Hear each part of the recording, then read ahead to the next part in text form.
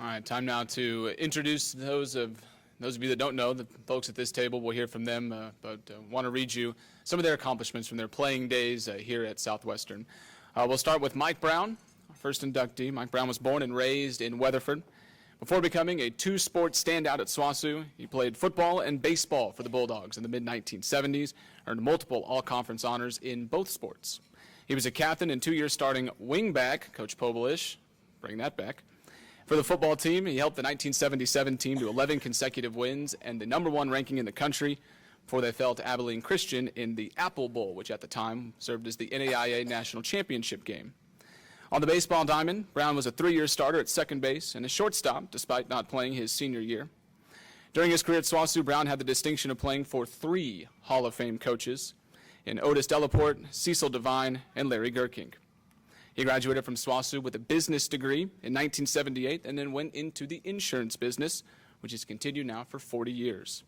He now owns and operates American Insurance Group with his son Matt and has served as the mayor for the city of Weatherford the past 15 years and was named Mayor of the Year for large cities in Oklahoma in 2010. This is the 3rd Hall of Fame induction for Brown, who was inducted into the Weatherford High School Athletic Hall of Fame in 2014 and the Oklahoma Municipal League Hall of Fame in 2016. Ladies and gentlemen, Weatherford Mayor Mike Brown.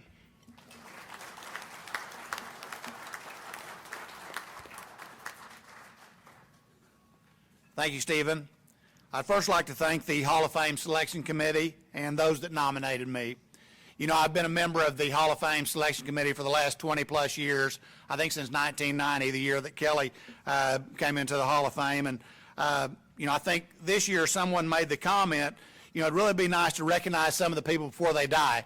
And about that time, somebody nominated Mike Brown and Richard O'Hara. Rick, I wasn't sure how to take that, but I was thrilled to be nominated, so I hope they're not telling us anything. So this truly is a great honor. I know that there are many more deserving than I am, some more athletic, some achieve more, but my love for Southwestern should be as good as anyone's.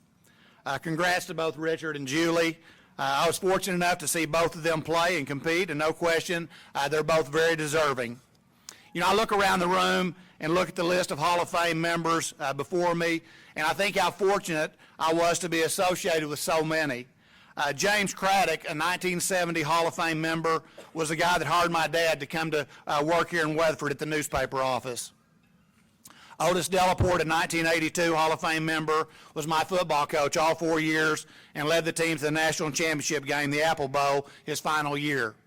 Doyle Bergner, a 2003 Hall of Fame member, was my high school football and baseball coach, leading the 1973 baseball team to a state championship.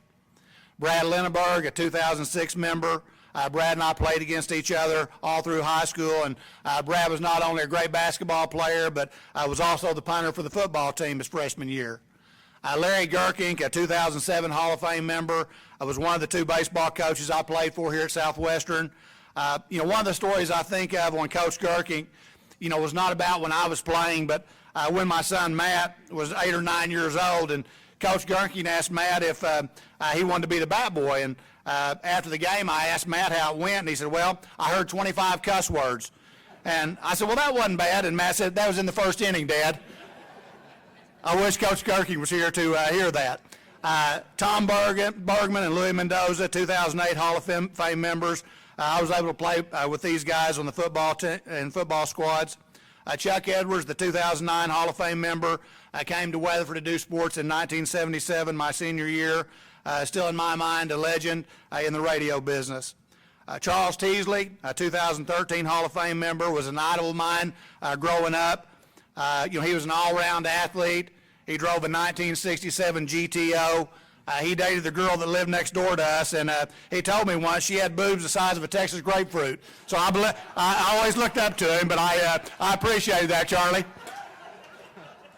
Cecil Devine was a 2014 Hall of Fame member, and Cecil recruited me to play baseball here at Weatherford, and you know, it's mainly because his wife Delma worked at the high school, and she liked me, and I actually rode to the games with Coach Devine. And I'm not sure if I was watching him or he was watching me, but I always appreciated that. So, thank you to all the Hall of Fame members, and even when I think about Richard O'Hare and Mel, Mel was my daughter's kindergarten teacher, and of course competed against Elk City when Richard was coaching there, and so have great memories there.